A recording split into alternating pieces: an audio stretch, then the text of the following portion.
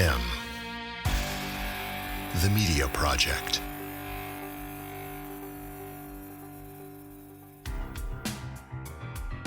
Driven by data. Driven by technology. Driven by community development. Driven by the need to get results for your project. SM Graves Associates. Delivering real estate development to you, including project management and pre-development services with a keen focus on delivering community-oriented projects. We build profitable projects that respond to the needs of your neighborhood. Join the SMG family. Find us at smgravesassociates.com.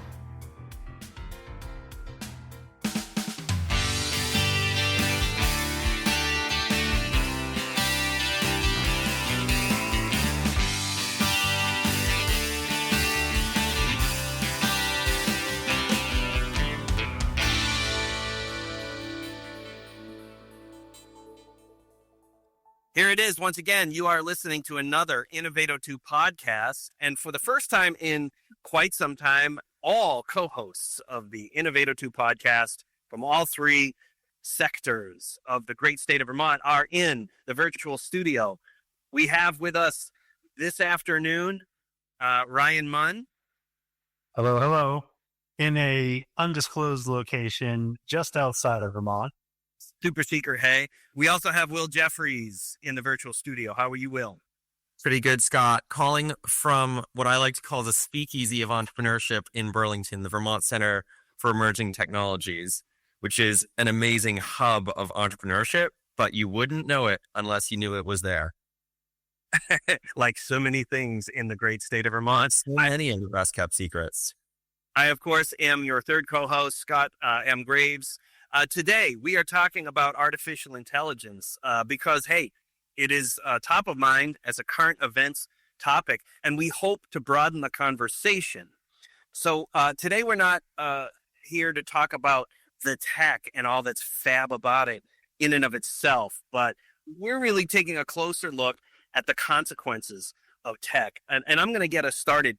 I've got a lot of reference points here to a number of journalists and industry people that I've been following now the last couple of years, in part in preparation for doing stuff like this with you guys. So I'm just, really excited that we can finally do this.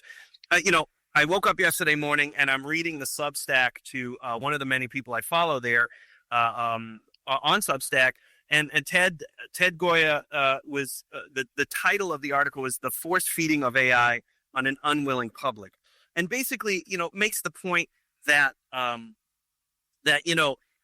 recent polling by industry showed that less than 8% of the United States population was looking forward to the unveiling in their email and general searches and so forth of using artificial intelligence as a replacement or a supplement to existing tech. And so what we've seen in the last couple of months, of course, is they went forward with it anyways, but they're instituting it in ways where you really have no choice, right? They're packaging it like Microsoft 365. I just got an announcement, right? The price is going up because it includes artificial intelligence. It includes their functionary Copilot. So good or bad, you're forced to pay for it, and you're forced to have it there, whether you're going to use it or not.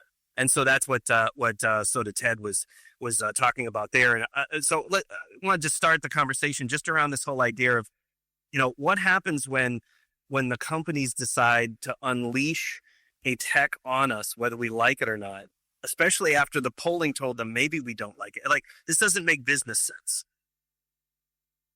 Well, I would argue against that, because I think that ultimately people often don't like what they don't understand. There've been famous concerts in history where the sound was just so new that people rioted, but then a year later, they're the most popular sound in music. Wait a minute. Are you comparing artificial intelligence to the Rite of Spring? Sure. Okay. Absolutely. And the other piece of that I would say is that, to your point, if it wasn't released the way that it is being released, then just the most powerful, most informed, most capitalized people would be leveraging it anyway. And I believe that would be to the ultimate detriment of the population. So at the very least, the push or the quote unquote forcing of it down our throats, so to speak, granted, there are still ways to turn it off, ways to disengage from it, ways to not use it. But it does become harder and harder to avoid it. But at the same time, it's also available to be dove into and utilized in all aspects of our personal and professional life, in which case our employers and capital holders have less of an ability to use it to our detriment. I think that if ultimately it wasn't made so available, it's going to get used by those 8%. And a lot of other people are going to lose their jobs. They're going to fall behind in their professional skill sets in a way that would be unrecoverable. I would feel better about that because you can, on many platforms, you can opt out. But I would feel better about that if you can opt out and then the fee goes away, right? So the fact that you're paying a higher price for a product, whether you opt out of the new part of that product or not, is, I don't know too many other industries where you can do that and not suffer, consequences. I mean, you can't opt out of Excel, can you, from the Microsoft 365 package, right? Like if you pay for a Google Suite, you get all the Google Suite, even if you're only using Docs. Well, I suppose one could argue, well, I want to see if you have some ideas on this, but I'll just lastly say you could opt to go with because you're buying a suite, you're told that ahead of time. Right. You could go and you could buy a whole different other platform. Yeah, I think that's exactly where I was about to go, Scott, is the difference that I'm seeing here in this conversation. And Ryan, I love you're pulling the music analogy in with Scott, our historical music buff in the room here. But I think the difference that you're talking about is when it's integrated into a suite, something that you already use that's already incorporated into your business or into your life, and then this other quote unquote feature is incorporated that impacts a lot of things you were already using that maybe a lot of people felt like didn't need to change, as in the case of Microsoft 360. And maybe there is an option to turn it off, maybe not, but it does feel a little bit different from, say, the release of a specific tool of, hey, this is an AI tool. You can opt in, you can download this and use this for your specific part of life, whether it's note taking and transcripts, for one example. Hey, I want an AI note taker that can then create tasks for me. And you go and you find that and you download it. With the difference being something like Microsoft 360, it's an entire suite, it's already incorporated. And what does that look like? Or my favorite example is actually Google searches, with the way that AI is generating this overview at the beginning. And there is an option to turn that off, but at the same time, it's saturating the responses that people receive. And actually an even larger impact, I feel like, is in the images search for Google.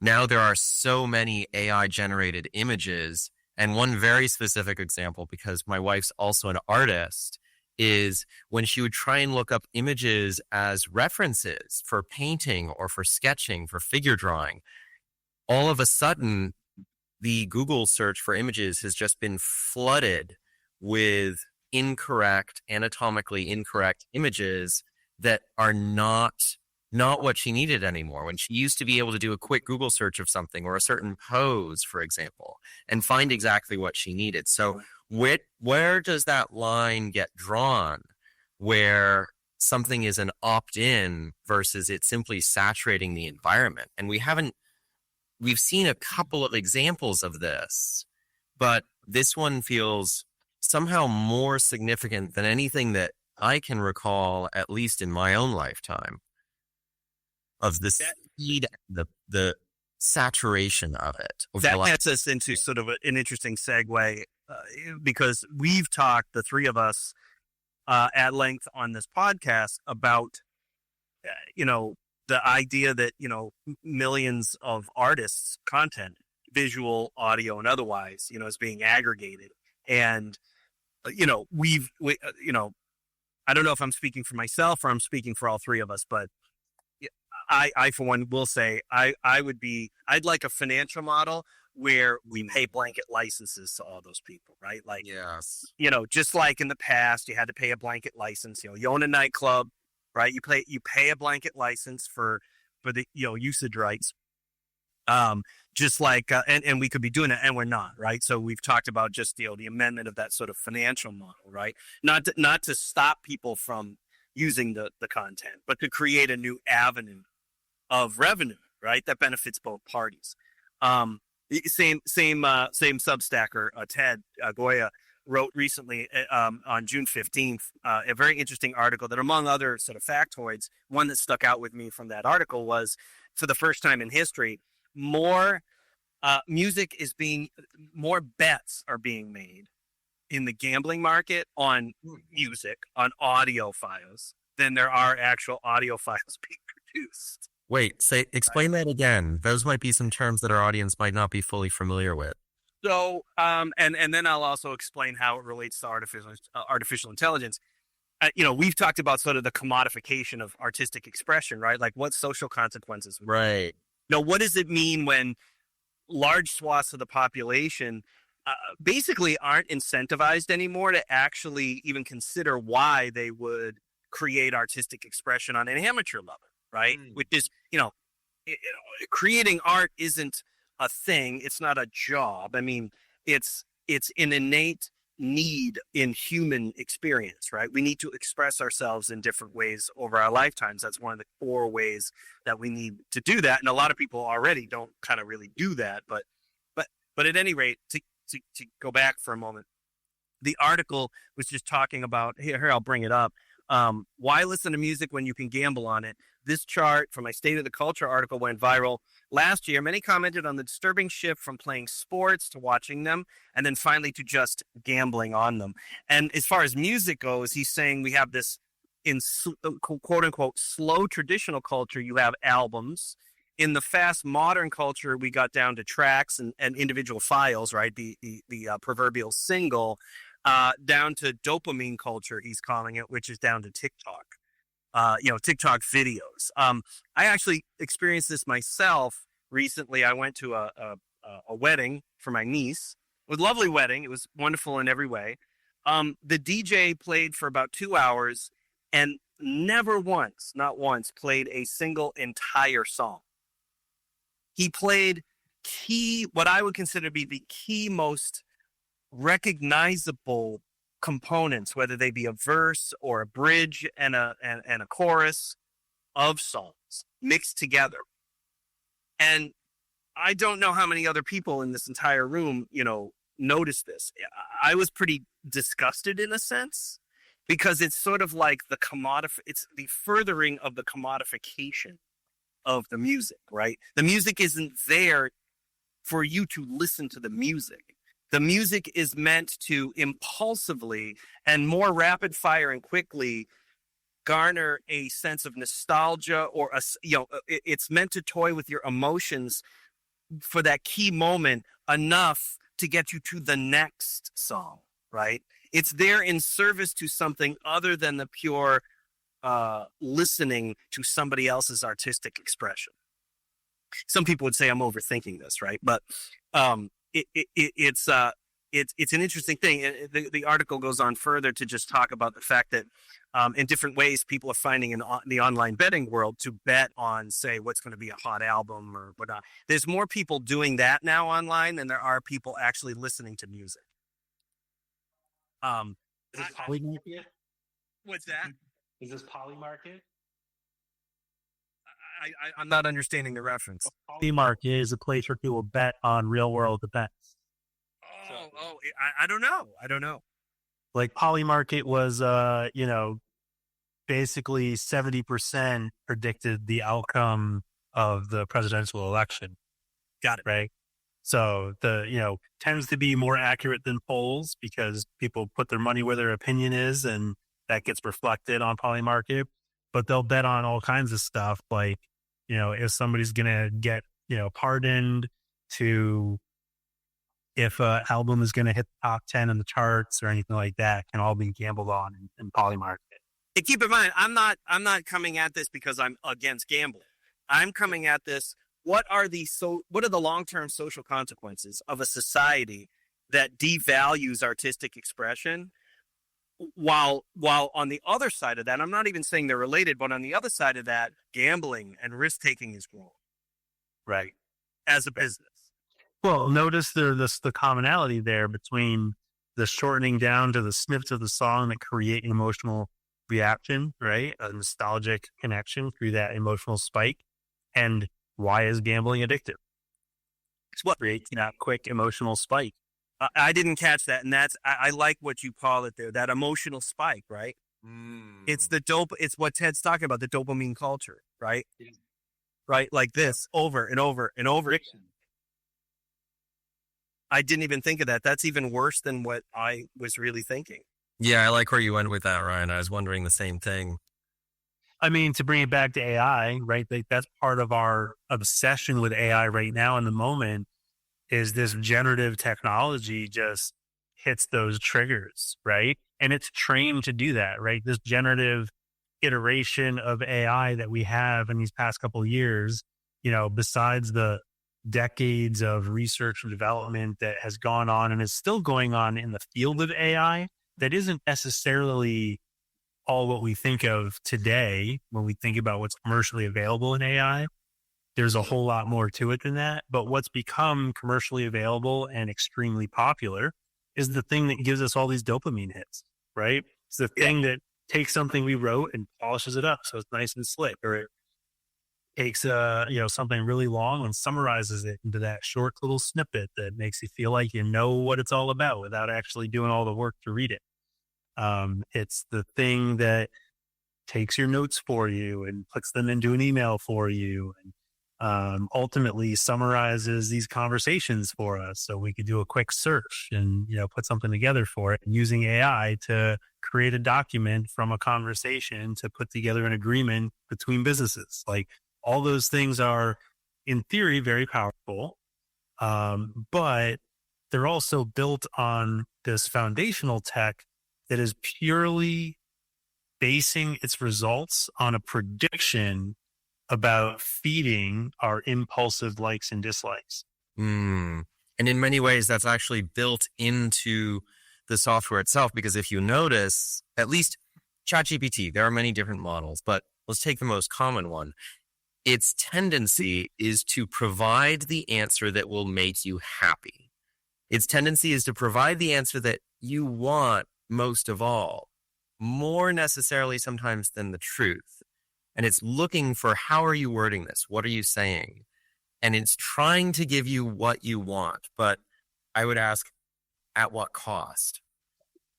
So, Will, you're a guy I know that, you're trying to slow things down in certain aspects of your life. You and your fiance are out there dancing all the time, enjoying that aspect of culture, right? And so I'm wondering just first what you think about the consequences to people, about what it is that we're talking about, the substance of it, and then how do we solve some of these? How do we reverse this process or find balance? Well, it all comes down to culture, right? I mean, we've said this enough times that all of these are tools and it's how it's used, but what's the culture behind what you're asking society to create and what you're creating and putting into society? So for us, it's so important to remain grounded and to find time to slow down and to find ways to connect with people. And in my own work, I really am asking myself, what do I want to see more of in the world? What is the kind of world and the kind of community that I want to be a part of? And then how are we building those values into our businesses, into the services or the products that we put out into the world? Very often, that's one of my first questions when I sit down with a founder is 2 questions. One, what's the impact that you want to have in your community, whether that community is your neighborhood or that community is a country or the world? What, if you are ultimately successful, what's the impact that you want that to have? What's the change you want that to have in the world? And number two is, what do you want to have for an impact in your own lifestyle, in the life that you are living for yourself? Does that mean that you want to be working 60 hours a week on this project because it is what gets you fired up in the morning and it's what makes you excited? Or is it something where you want to work 20 hours a week on this business once it's up and rolling, and you've got a general manager and you spend the rest of the time traveling the country or working remotely or visiting all the national parks in the country? And both of these are really, really reasonable goals to have as an aspiration for your life, for the life that you want to live. But you have to think about that at the start. If you're going to get there in the end, you need to be thinking about that at the beginning so that you can keep that line in mind. Because if you don't think about the end, the outcome of that, you're just hitching yourself onto a train that's going in some direction and you don't know what that is. And you could end up where you want to be. But if you didn't put that intention in from the start, you could easily end up somewhere else on that spectrum that you're not expecting or desiring to be. I'm actually. Oh, go ahead. No, I'm sorry. Finish. Go ahead. Yeah. So I think that intentionality is so important from the beginning. And similar for a technology like this, like AI, responsible AI, similar to how I think with founders about starting a business, or if you are creating a community in your community, if you are organizing a dance community, if you're organizing an artistic community, what's the values underneath that underlie that are going to guide you towards that outcome that you're hoping to create, rather than just being carried along? That's a great vision. We recently had Peter Voss on the podcast, and which I want to thank Ryan for, because Ryan put that together, and I haven't seen you, Ryan, to actually say thanks for putting that together, Ryan. Well, but I also, this is my first chance to sound off with you, Ryan. You know, like, we haven't had a chance to talk about just the experience of having talked to him and about his vision.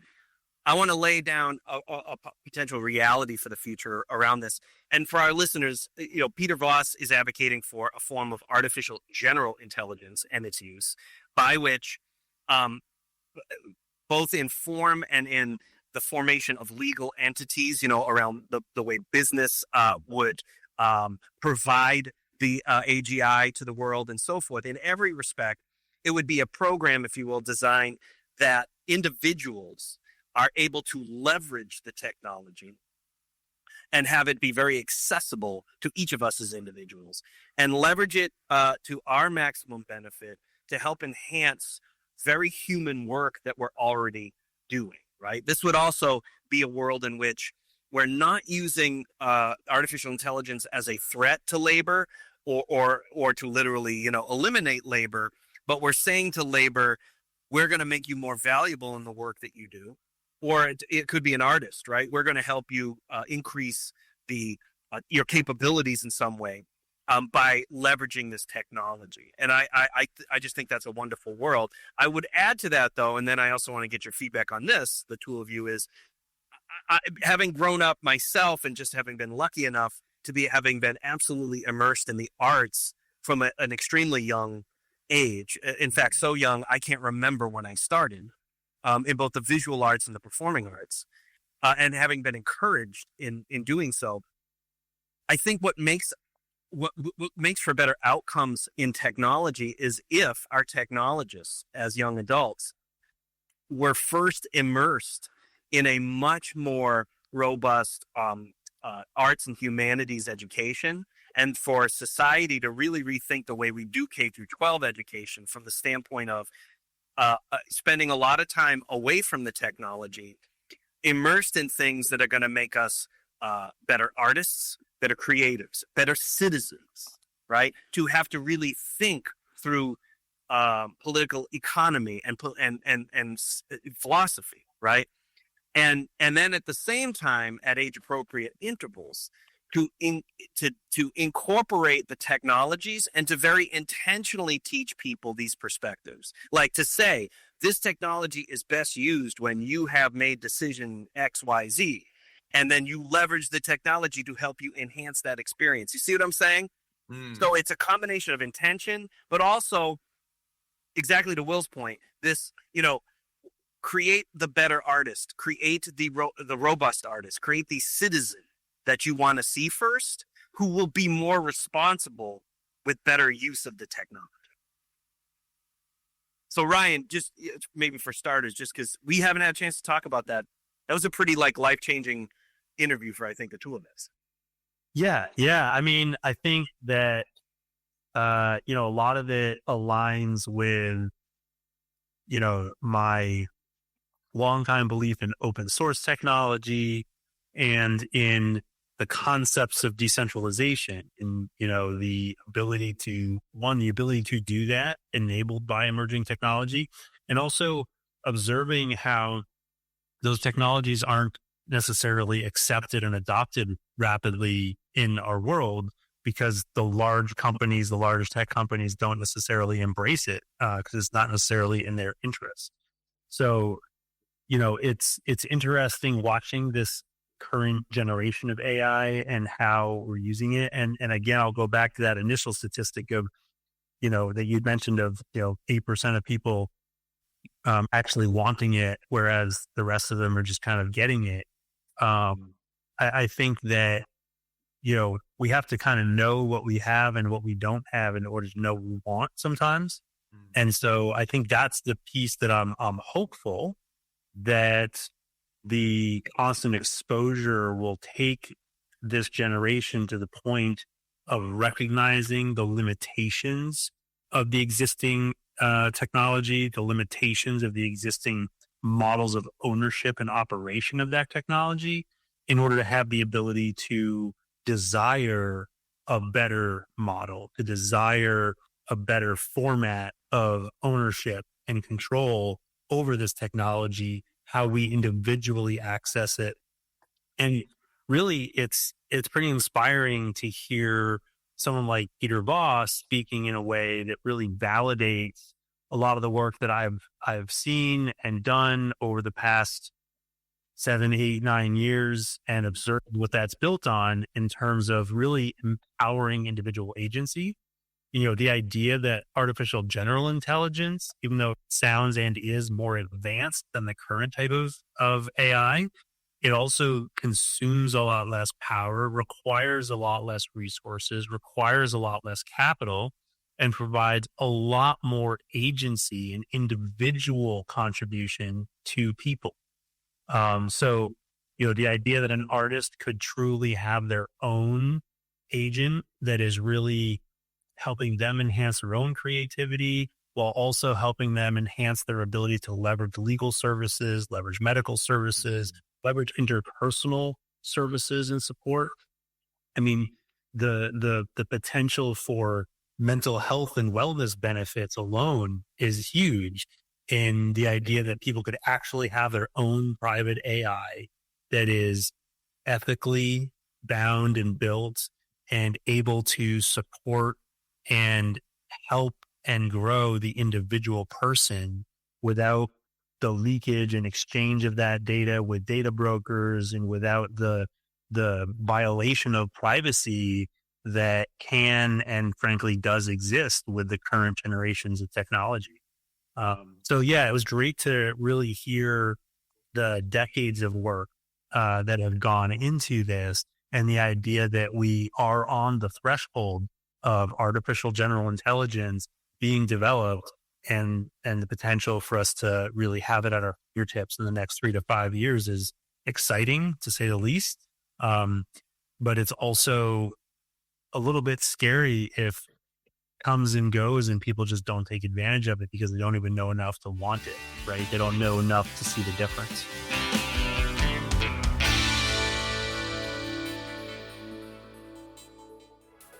With fast-moving and sweeping changes to our economy in the works, we all need to reconsider how our investments are best placed.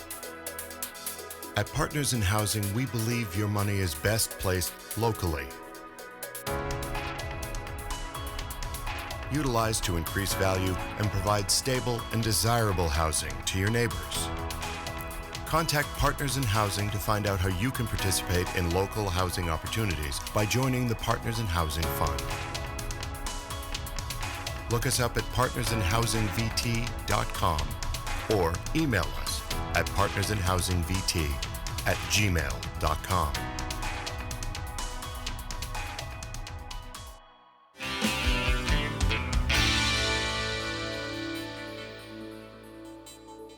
How much of that do you think is affected by the fact that, OpenAI raised a lot of money, right? And so I just wonder if that is to blame in part or in whole for large language models being the dominant force here, right? So for our listeners and for the uninitiated in particular, large language models are, when Peter Voss is advocating for artificial general intelligence, AGI does not take advantage of large language models. It's a much more refined form of artificial intelligence. I just wonder if we've sort of, in the rush for everyone to put their billions of dollars into artificial intelligence, if we've pigeonholed ourselves into the wrong, models. Certainly from a financial modeling standpoint, it seems like everything is wrong, right? And I wonder if that also contributes to things like what started our conversation. Hey, 8% of the population polled said they want this technology, but they're going to get it nonetheless because we got a lot of riding on this, right? We got a lot of beans riding on this, and we'll never be able to pay this back unless we get everybody to adopt it, right? Right. Yeah. That's the reality. And that's also the vested interest that is potentially adversarial to the truly beneficial technologies that are open source and likely have a much lower cost of operation and ownership. Sounds like a whole conversation to be had around exactly how technology is funded and what types of incentives that is going to create, as well as another one, just putting a pin in it, to also consider Monique Priestley's work on data privacy, as you brought up, Brian, and how is that impactful here? But I think what I'm really hearing is, how can AI help to self-actualize, to support, not to displace, but to support the elements of our human selves and the creativity and the amazing pieces that make us human to self-actualize the most? How can it help us to reach the top of that hierarchy of needs that allows us to self-actualize and really bring our best selves to the situation? Is there a way to use AI to help us, even in the small ways, to navigate the DMV, for example, to get through annoying, difficult processes like that, or help make those better? When do all of us really need to become an expert on navigating the DMV, or do we just need a better process for that? Then again, do we even need AI, or is it just a matter of simpler forms and simpler processes? But that's a digression. I fully appreciate, Will, your Jungian reference there to self-actualize, and I think that does get to the heart of it, right? That this needs to be all technologies, and we've talked about this on this podcast. AI or otherwise, all technologies should allow us. I recently went to the Strong Towns National Gathering. Chuck Marohn there said at his keynote address in the beginning, 3 things need to inform the work that we do. And I think it's not just urban planning. I think, all industry should follow these 3 main categories of human phenomenon. The first being stewardship, the second being empathy, and the third being humility. Right? If your tool is not helping us become better at those 3 things, you got to question, is there a better way to use your tool? Or is there a problem with the tool the way it was designed, right? Well, and I'll shout out too, we've had some other guests on, another guest on talking about self-actualization, and just further expand on that concept, right, is self-actualization isn't just about the individual, right? That's individual actualization. Self-actualization is also about systemic or societal actualization, because we are inherently a part of our community, of our family, of our society. And so self-actualization is something that isn't something that we individually do. It's something that we collectively do. And so while we want to be looking at those systems, we also want to be looking at the tools that interface with those systems, like the DMV is a great example. It's interesting though to look at that and also take into consideration the challenges that we're facing today. And it brings to mind really like very prevalent in the news right now is legislation to inhibit our ability as individual states and communities to regulate AI.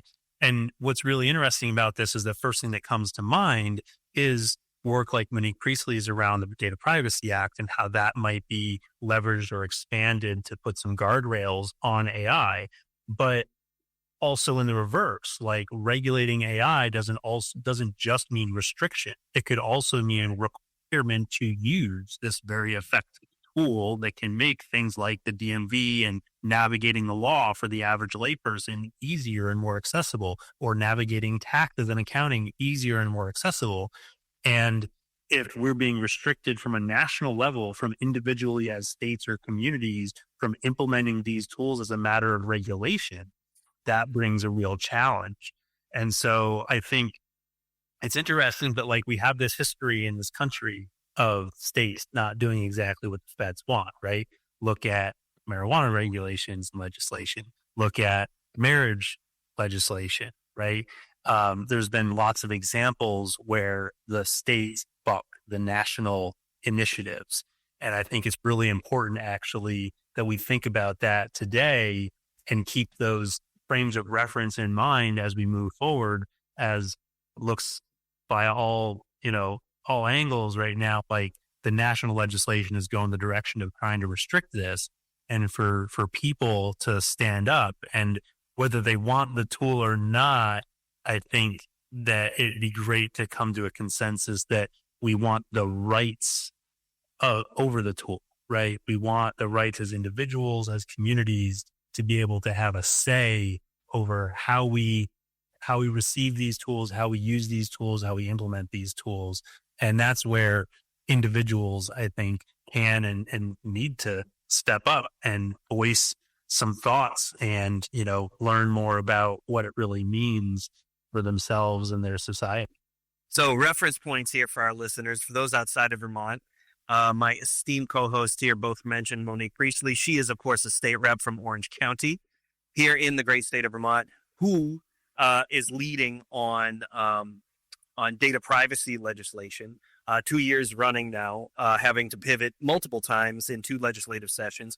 And this has really become national. She's gained a lot of attention, along with her cohorts in other states, including Massachusetts, Pennsylvania, Virginia, Montana, and others that are each in their own way working on data privacy legislation. Interesting that this is happening in both red and blue states. You also both secondarily mentioned, and now we'll sort of segue into that. The big, I hate even the name of it, but the one big beautiful bill that was passed last week included a provision that outlawed states. Well, I shouldn't say outlawed. They'd get me on that. It prohibits individual states for the next decade from passing legislation that in any way would inhibit the rollout of any form of artificial intelligence.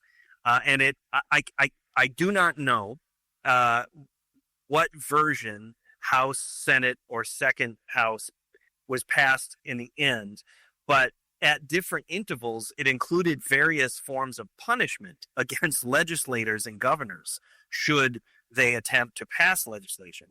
Now, the irony here, in so many things in this conversation, and any conversation with artificial intelligence, of course, leads to other human phenomenon. So in the realm of our democracy and the way our democratic republic operates, I find it rather convenient, first off, and no little bit of irony, that the same political party that is always espousing the ideas of, the individual states and their right to self-legislate, that's the incubator for new ideas for the federal government to enact later on for the nation.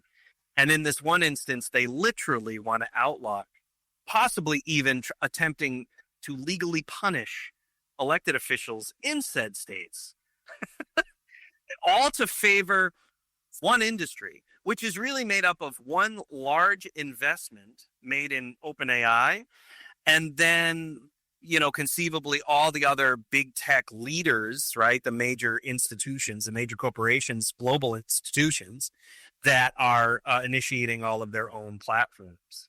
I don't know if any of you were feeling the same way or have something to say about that, but that's crazy to me. And for a little bit of additional context, going beyond Vermont and beyond even the United States, as an example comparison, recently passed legislation in the EU, the EU IA Act, that's had a fair bit of press in the community the past few months. But part of how that approaches AI and the rollout of AI is identifying different risk levels. It took a fairly nuanced approach, I felt like. And I'm also curious to hear what other folks here think. But defining that in several different categories. For example, it has an unacceptable risk category where AI use is actually fully outlawed, banned in the EU. And this includes cognitive intentional manipulation of people or vulnerable groups, as well as classification and identification and categorization using biometrics. And then it progresses down from there into a high risk category, such as, let's see, I have it here. Anything involving aviation, cars, medical devices, somewhere where someone's life might be online is considered high risk. And so that's more heavily regulated. And then down to a level, there's a fairly big jump from there down to the next level where it's simply a transparency requirement. Something like ChatGPT, it's requiring that images that were produced by that be disclosed as having been generated by AI, trying to avoid the deep fake issue, or designing the models to prevent them from generating illegal content. And so you've got it's fairly straightforward, but also a little bit more nuanced in, hey, we're seeing these as a riskier application and a more open application of AI. Well, and one of a million examples, and this is taken from the political space, but we'll all remember this from mid-May. This is a commondreams.org headline: Trump ambushes South African president with white genocide lies. Now, this happened in the Oval Office, and the president of the United States, Donald Trump, held up a paper document, when the South African, the president of South Africa said, this whole idea of, the Afrikaners and white genocide isn't true. And he held up, no, look here, see this, we just got this from the internet. And it was an AI generated imagery. And there was a whole article, right? Which was entirely fake. It was proven to be fake. And the president of the United States is saying, no, see, it's on the internet. And it's an artificially generated writing and artificially generated imagery, right? And this is happening all the time. And Will, you bring up, in addition to just, its consequences, the political space and journalism or not journalism, but biometrics and, there's other even more frightening ways that it could be misused, right? If it's not, somehow regulated, or at least it's not guardrails put up to say, you do this, that you'll suffer a consequence, right? Some would argue, well, yeah, but the people who do this, it's the same as, criminals with guns. I mean, when you regulate guns, you're only regulating it for honest people, because dishonest people are going to use them anyways, right? Exactly. But it feels like, well, if we do nothing, it seems like we proliferate bad models faster than actually encouraging good models, Right. Well, I mean, this really brings up, we have all kinds of, frankly, backwards legislation and approach to resolving risk, because frankly, there's more money out there to scare people off of the right answer, right? Like our whole problem with guns, regulation or no regulation, we have regulation on guns. That regulation says you're not allowed to use computers to track them. That's the problem, right? Like the actual office, the one little office that's supposed to regulate and track all the transactions of firearms in the whole country, is not allowed to have a computer. Right. Right. Like, so the same thing, like we keep talking like that whole thing in the EU, like it sounds like a nice nuanced approach, but really all of it would be completely unnecessary if we actually regulated the true identification of source, right? Ah. So we regulated and required the true identification of source, then the tech companies would have to admit that they can actually keep track of all this data because it's not impossible. And they'd have to actually compensate the places they're sourcing the data from.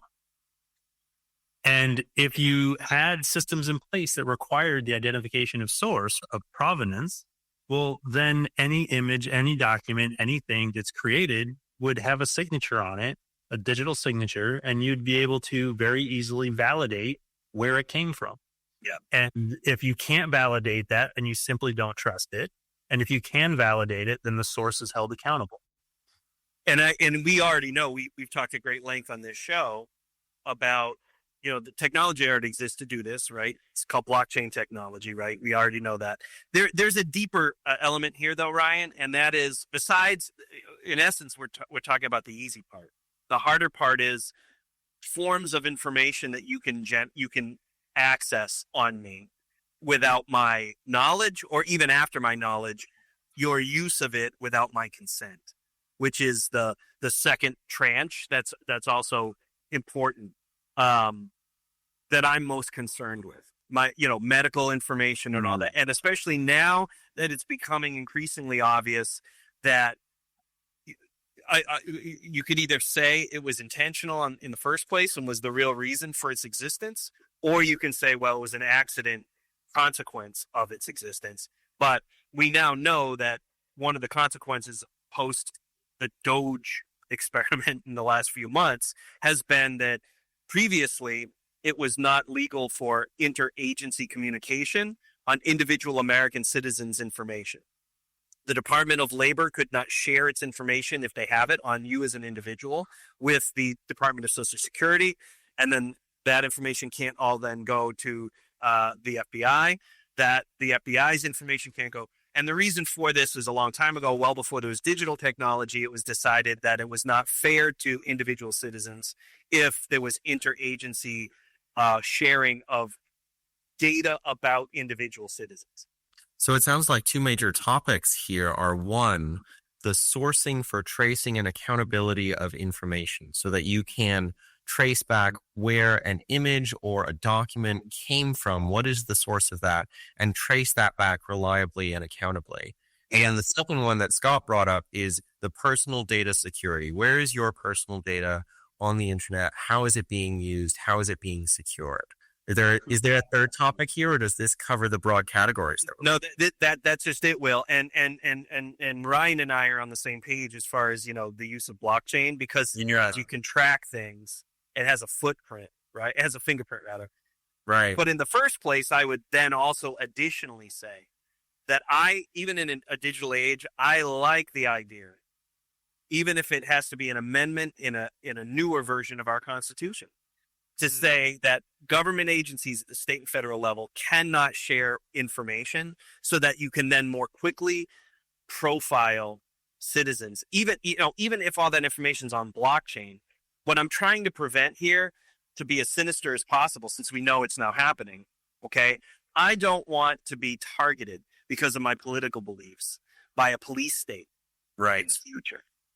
I don't want to be targeted by I don't want to make a mistake in my business that then the IRS can can send it to federal law enforcement, and they can create a total profile on me that has absolute dire consequences, not only on me for my mistake, but on my entire nuclear family. Right? There are reasons why our past leaders, even as they could have used that power, right, said, we're going to create guardrails, and these guardrails should last now and into the future. And for 200 years, we had those guardrails. And for the first time in 200 years, we don't have them. Those agencies, one of Doge's consequences has been to create a singular intersection between all those agencies' digital files, such that if the FBI now wants to profile you or me or anybody, they know every time we've interacted with the federal government, they'll know why. They'll know how much money we received. We'll know how much money was taken back.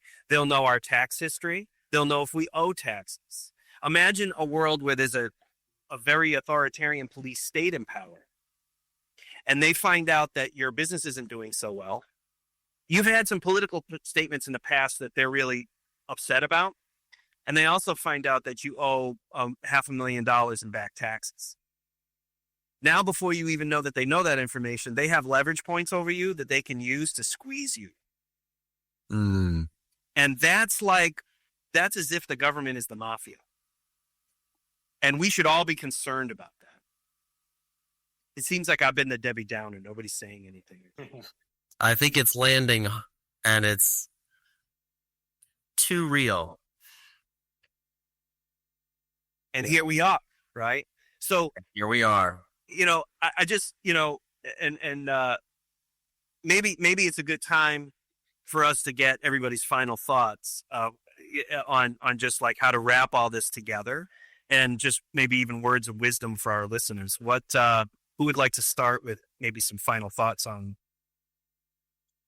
I think that, I think people have to open their mind to these technologies, and realizing what they can and will do for us, what they can and may do against us, right?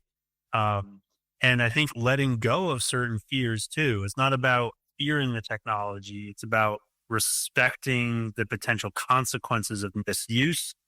But it's fear of technology that's preventing us from using technology where it needs to be used, right? And it's the lack of awareness that's preventing people from being empowered by it.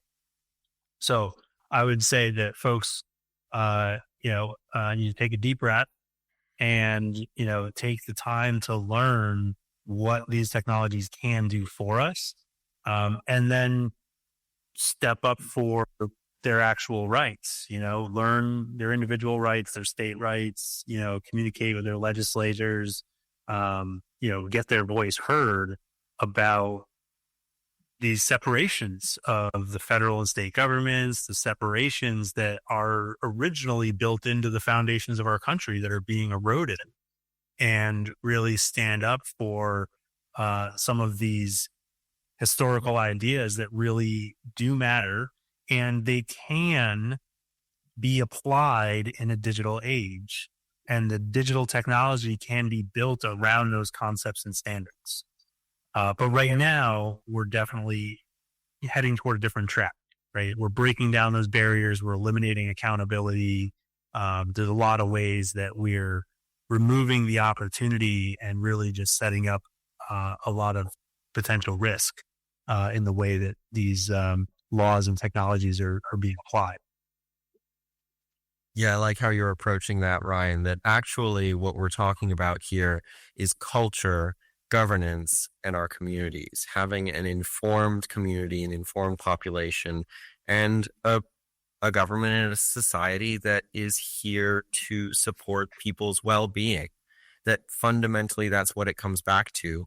And I think this conversation about AI has been a gateway for that. And to your point earlier, many technologies have come along, blockchain, AI, even cell phone technology, that can be an enabler. But fundamentally, it comes down to how do you use that technology? How do you use that tool in your society, in your community? How does it impact your daily life? But to do that, you might need to be informed about it. There are some technologies that can come along, like the way that cellular towers work, for example, transmitting technology or satellites, that may not have a direct impact and a needful change in your immediate society and community, or maybe they do.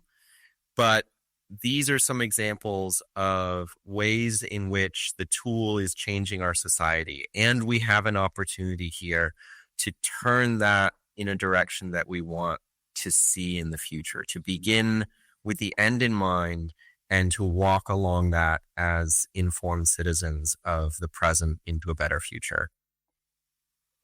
And I think that by creating better artists and better engaged citizens, and by doing so, by completely and properly resourcing people from a young age right on through until they're adults, will yield the best results for not only artificial intelligence, and I particularly think artificial general intelligence is the way to go, but also in every other aspect of our society right now that is lacking more than any other aspect. Our Vermont's own Garrett Graff. I saw him recently on a podcast with Rick Wilson and a few other guys, and he put it right then and there. He said the difference between, say, Watergate 50 years ago and now was that there were people 50 years ago that recognized that it was their guy, right, who they had to now, impeach. But they did so unwaveringly because if we all in the room or in society agree on a fundamental set of principles, right, the rule of law, the value of our republic as a republic, the value of each other as a community of humans, right? If you believe in all that, regardless of everything we layer on top of that, political party affiliation, class, race, etc., right? Then when somebody basically breaks the law, you say, well, that person's wrong. And so what he said was the difference between then and now, character. Our leaders have no character. Our leaders are more interested in the money they make and the favors they can get and the favors they can give. And they don't want to lose that.